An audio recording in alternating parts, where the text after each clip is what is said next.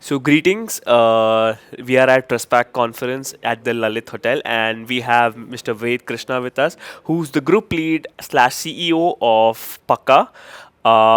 And starting with Pakka, of course, Pakka does a lot of things with sustainable packaging and sustainability as its main motive.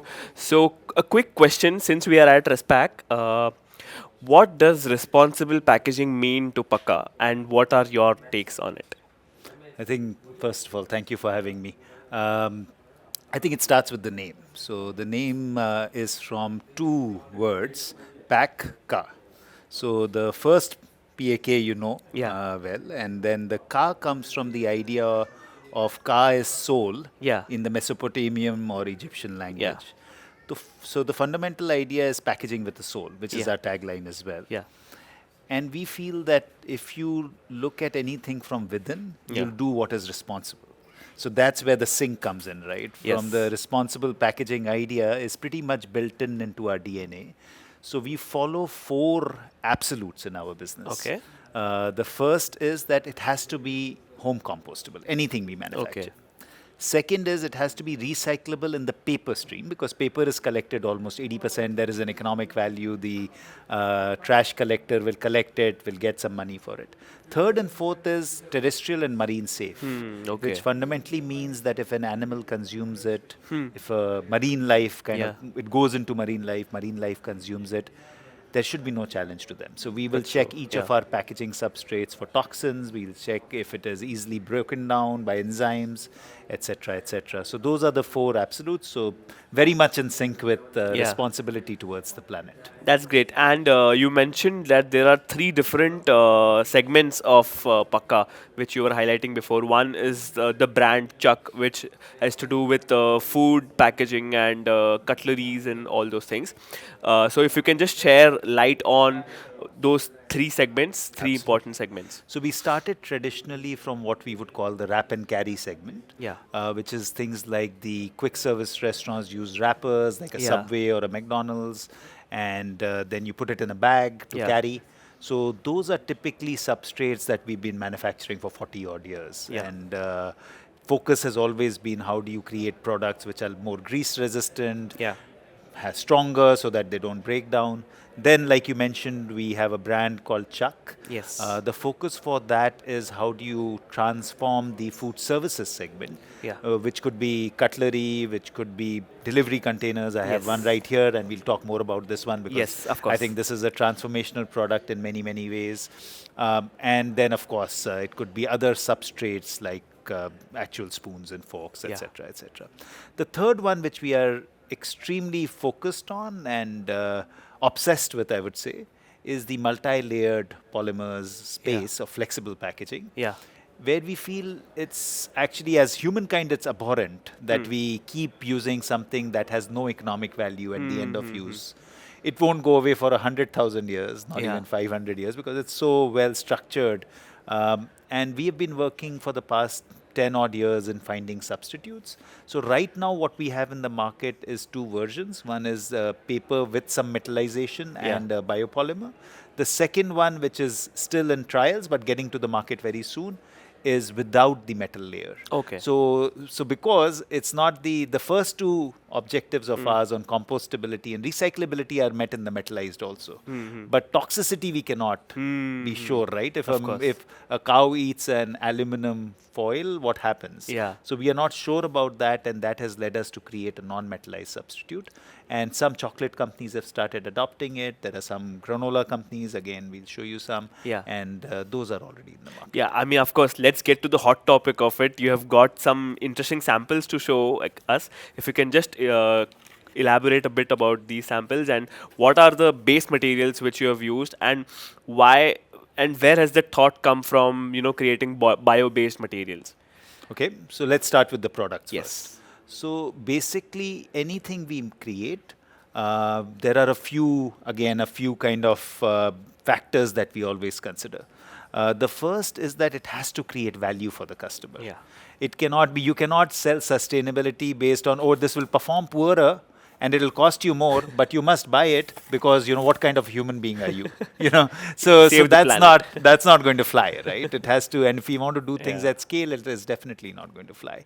So we start with first Yeah. principles. So say let's talk about a delivery container as an example. What do? You put food in it, Yeah. you pack it, you transport it, somebody takes it, they unpack it, they eat it, they may store it or they throw it. So that's Yes. the journey of the material. Yeah. So we don't look at, okay, are we trying to replace a polyethylene product or a PP product? Yeah. We look at that chain.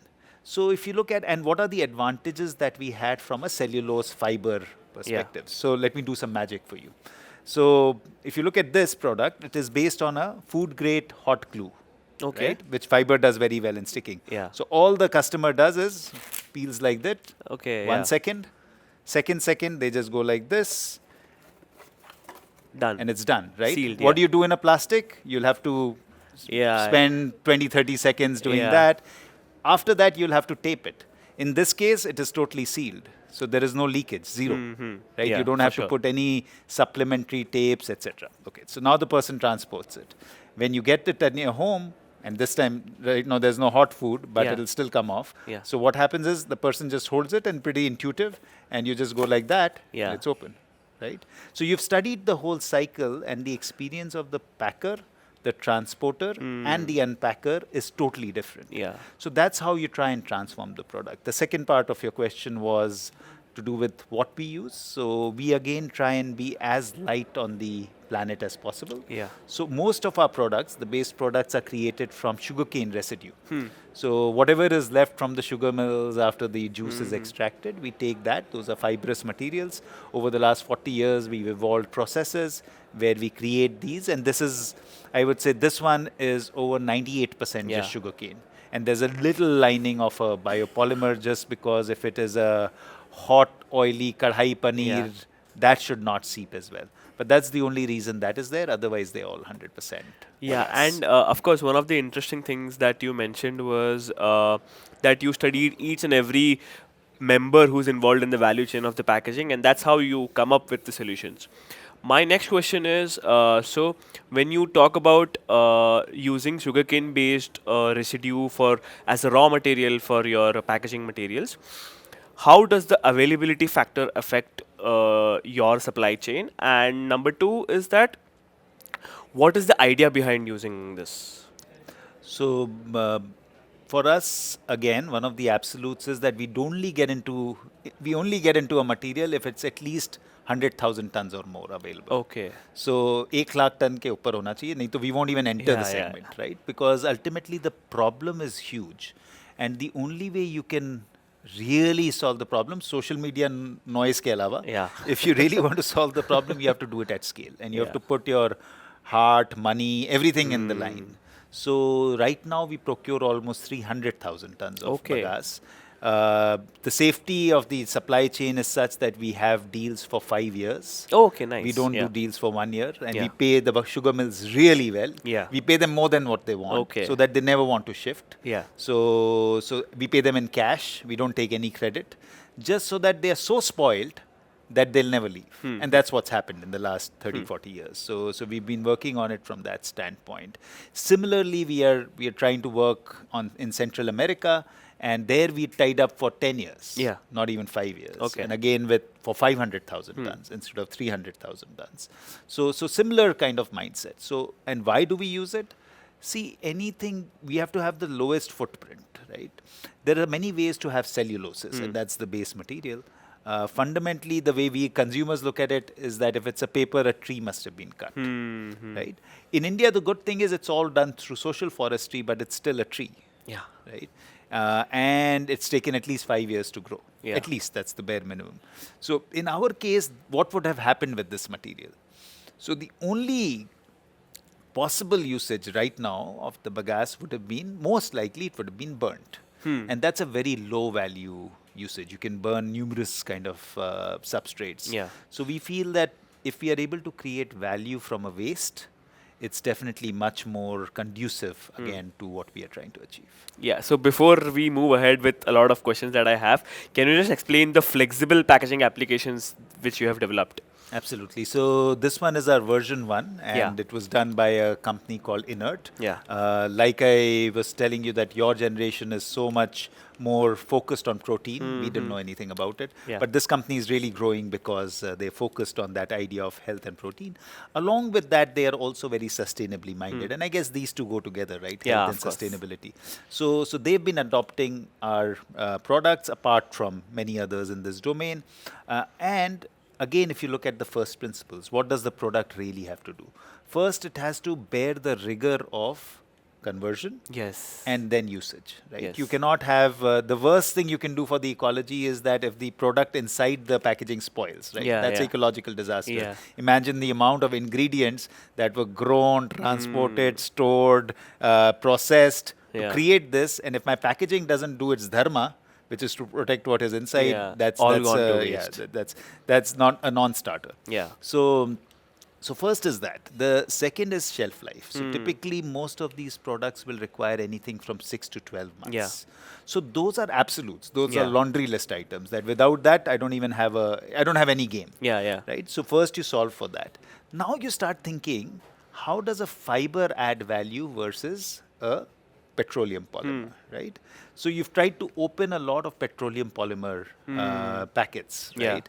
You probably try it from the top. If there are ridges, or you try and maybe go like this, try and tear this. Okay.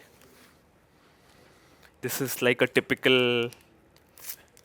How was the Yeah, experience? it was quite smooth. Yeah. Quite smooth, right? Yeah. So it's a paper, Yeah. fundamentally. Okay, it has some biopolymers, it has a little bit of metallized layer, Yeah. but the experience of tearing, Yeah. Yeah. Yeah. while it is retaining the strength, is totally different. And now, if somebody, and I hope later you can eat this part, but after the somebody consumes this and they throw it, what will happen to it? So we are not in control of where it will be thrown, how it will go, Yeah. how it will be treated post usage. Yeah. But ideally, wherever it is thrown, it is going to, as soon as there's microbial activity, so it's in the soil or it is somewhere in water or something, it'll disintegrate, right? So that's the first part.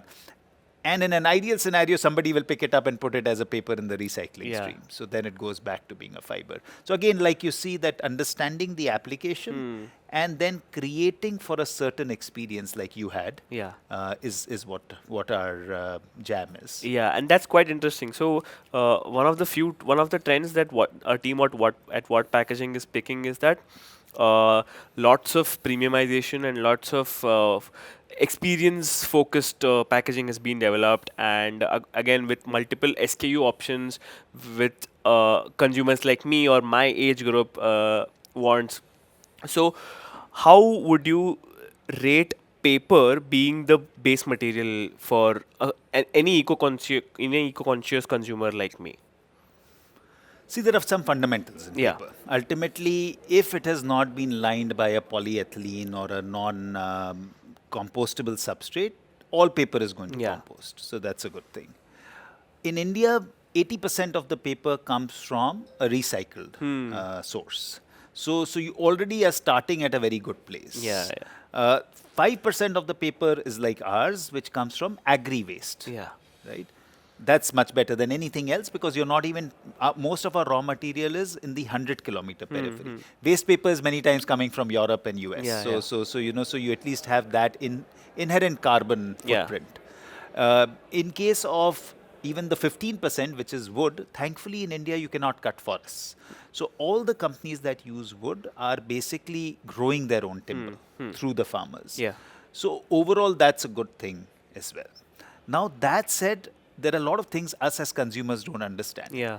There is no such thing as eco-friendly industry. Let's take it like as Okay. soon as you put it's basically an inversion because it cannot go. Eco-friendly and industry doesn't go together. Yeah. As soon as there is industry, there'll be water, there'll be energy, there is going to be some waste, there's Yeah. going to be. So yes, you can keep reducing that, but that's a challenge. So Yeah. of course, in our case also, you do use a certain amount of water. You Yeah. do use a certain amount of energy. All our energy is captive. We use only 100% biomass energy, but there's still biomass Yeah. burnt, right? So it's not, we do use a certain amount of water. We are the lowest in the industry, but there is still a lot of water, which is needed by paper. So there are both goods and evils in everything. There is no such thing as a holy grail that this is good and this is not good, right? So So from a paper aspect, the only thing I can say is that it does decompose, Yeah. and that's a good thing. The used energy would be maybe not as high as if you take the whole Yeah. petroleum cycle, but if you just take the conversion from a pellet to a polyethylene, it is Yeah. way higher in paper. Yeah. So there's always a bargain, right? Yeah, yeah. You give something and you take something. And I think 3 months ago, Ellen MacArthur Foundation published a report saying paper-based flexible alternatives for plastics. So, of course, what is your message to, say, the converting industry which looks for alternatives to plastics? I'm really happy that you've tracked that, and I congratulate What Packaging to do that, because from India we are the only companies in that group, Yeah. in the cohort. Yeah. And we love Ellen MacArthur Foundation and Ellen MacArthur herself, and they are really putting a lot of effort into what works. Yeah. So that one is all about the small form packaging, because small form packaging will not be picked up even by a rack picker. Right? There's no value. How much of that sachet can you pick up to Yeah. create a kilo of product to sell, right? And a kilo Exactly. sells for Exactly. 40 odd rupees. So that's not possible. So it'll all go into the water systems and Yeah. the land systems, etc. So that's the basic idea, and we've been part of that journey for the last 2 years. So we've been evolving it with them. And what we find is that the conclusion is, let's go towards paperization. Yeah. Because this is a real thing. You can keep thinking about all the biopolymers in the world, Yeah. etc. But one, they are at a very small scale. Second, they are still experimentative. Third, the price cost kind of value proposition is still not there. Yeah.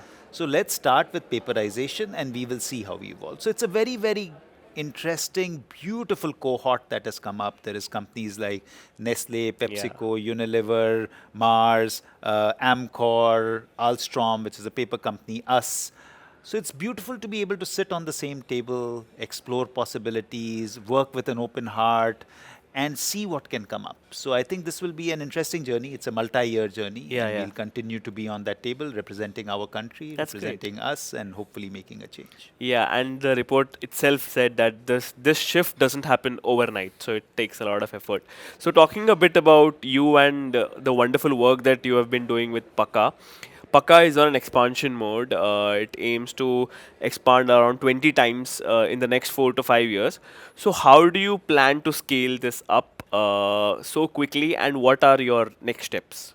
So it's thankfully gone down from 20 times to 5 times now. Okay. So we'll be about 100,000 tons this year.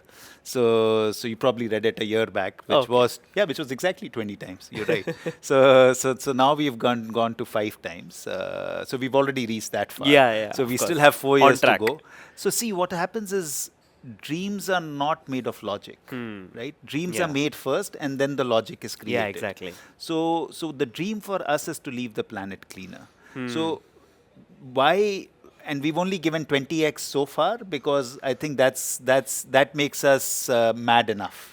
Internally, we have a 100x goal too, right? So we don't talk about it yet, Yeah. but we will. So of course, the madness is around this idea that you only can leave the planet cleaner if you go to a certain scale. Yeah.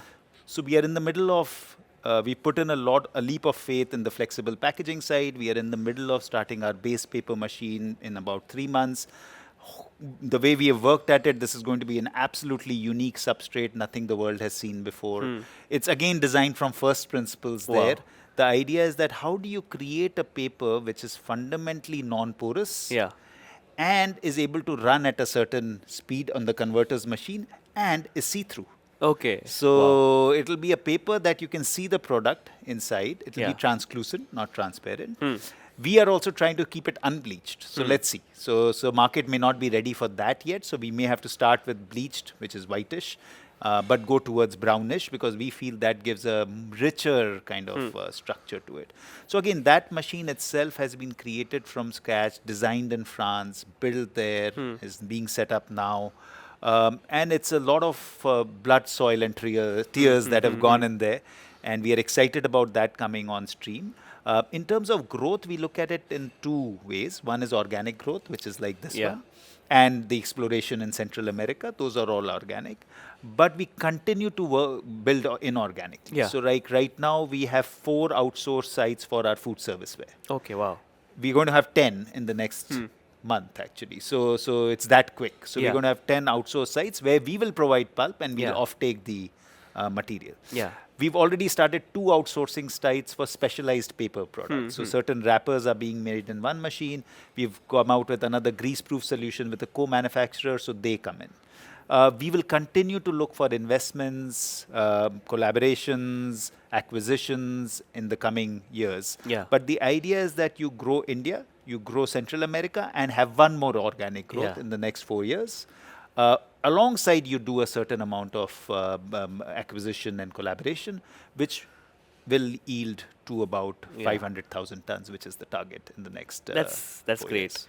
So there's this saying in the packaging industry, it's that all compostable materials are biodegradable, but not all biodegradable materials are compostable. So why is it important for the industry to understand that true compostability must actually give it back to the soil? So both go back to the soil. Yeah. So one is, and it's an absolutely correct saying, a lot of things might biodegrade, but not compost. Yeah. Because compost is fundamentally something that adds value to the soil. Biodegrade could be benign or value added. So let's think about a simple thing like this metal, right? Yeah. So it will ultimately not biodegrade, but oxidize, Yeah. which will make it convert. But it may or may not add value to the soil, right? Yeah. Even though it's made out of bauxite, but it's been converted into aluminum. So the Yeah. regular soil doesn't, the microbes don't understand aluminum, right? Yeah. Because it's a converted material. Yeah, yeah. So what happens is the microbes are confused. Okay, what are we supposed to eat this? If they can eat this, then great, but Yeah. they can't. Yeah. So what happens is that it becomes environmentally, ecologically benign. Yeah. It's not harming it, Yeah, yeah. but it's not adding value. So that's the challenge between the two. But I think both are okay. It's fine. Let's start with at least compostable. Or sorry, at least biodegradable. Yeah. But don't go for things like oxy-biodegradable. Those Yeah. are dangerous, right? Because what you're doing is you're just breaking it down into smaller, invisible pieces that is actually harmful. So those are challenging, which we as humans need to avoid. But at least let's make things which actually break down. Because again, like you were asking me just before we started recording about my background, and my background is all around trying to understand nature and see how we can adapt nature. Yeah. And if you look at nature, all packaging breaks down, even our own, right? Yeah, It even of course. breathes, but doesn't let inside out or outside in. Yeah, of Right? course. So there's beautiful packaging. And everywhere you see, there's a lot of pluses from nature's packaging, right? Yeah. You'll never find an orange inside a banana. From Yeah. the outside, you'll be able to tell what's inside. Yeah. You'll be able to tell its expiry date too. Yeah. You might even be able to tell your expiry date, right? Yeah. After 50 years or something, you'll start wrinkling Yeah, and yeah, yeah. bending and all that. Of course. So the packaging is excellent because Yeah. it tells you all of that. And the good thing is it is based on 2 building blocks only, right? It's sugars or carbohydrates and proteins or amino acids. Everything, right? Everything else is a small part of the periodic table, some minerals, etc. So the good thing is that there is a lot to learn from nature, and it has evolved Yeah. over 3.8 billion years. So there's a Yeah. lot of elders in nature that have Of course. understood how to create products. And there's a lot of inorganic and organic chemistry in nature. So our effort is to be able to understand that, relate to that, and build on that. Yeah. So looking at India's current food sector, for all the food service and delivery sectors, what is the single big shift or change you think would benefit from them to refrain them from using single-use plastics? Okay, let's start with the challenge of single-use plastic. One is that it's an amazing material, right? It is evolved in the last 80 years to give a certain value proposition. Yeah. It is able to be very flexible in terms of hot, cold, etc., etc., Yeah. etc. But obviously, there's a lot of challenge. The biggest challenge that we have is microparticles that go in our system. And at least in a more cost-focused economy like India, Yeah. what happens is that it is okay. We don't bother about what is going to happen 10 years hence. Yeah. We know maybe that it's going inside us. We still eat out of polystyrene. Yeah. And it's pretty much a fact that there will be leaching into the food. But even hot coffee people eat and drink in polystyrene, right? Yeah. So that's a given fact that we are harming our own families, our own selves. Yeah. But there is also that benefit. Yeah, yeah. Right? So for my urge will be, let's think about us. Let's think about our children. Let's think about the future of them before we even think about the planet. Because in making ourselves healthy, we'll contribute to the planet. Of Right? course. Because otherwise, if you go on the spiel that again holier than thou idea that Yeah. I don't drink out of poly and you do, and so you are not a good guy. If you go in that, it doesn't help. Yeah, The yeah. second part is ultimately it is our responsibility as packaging people to provide more value. Yeah. Imagine the scientists in 1920s and 30s who came up with capturing these gases and creating these amazing materials Yeah. that have transformed our journey and increased the convenience to Yeah. that amount, right? Who would have thought an ethylene gas would become polyethylene, Yeah. right? Or a styrene would become a polystyrene. But if they could do it, so can we again, right? We are all Yeah, humans. of So course. let's think about ways to collaborate, build ideas. And if nature does it all the time, nature doesn't cut cellulose, it grows cellulose. Oh, how does it do it? It sequesters carbon. That's all it does. That huge tree just comes from photosynthesis. Yeah. All it's doing is capturing carbon from the air, taking some water from the soil, Yeah. and voila. you have your hydrocarbon chain that is coming up. Yeah. And then, of course, that hydrocarbon dies. It spends 1,000,000 years and it becomes oil, and you extract it, Yeah. and you're trying to do it in a quick fix way. So the only thing is, nature has the time, linear time, Yeah. more with it. We want to do it in an industrial manufacturing system, but we also have brains, and we can try and evolve them and hopefully come out with products that are unprecedented. Yes. So fantastic talk. I think I got to learn a lot from you. So before we let you go, there is this special What Packaging edition which we are revealing here at ResPack. So for our viewers as well, this is rebranded, refurbished, and repackaged with the new design and with the new magazine. So this Thank is you. for you. Thank you so much, and I hope you're going to have a sustainable packaging segment in Of this. course. Thank you so much. Thank you. Thank you so much.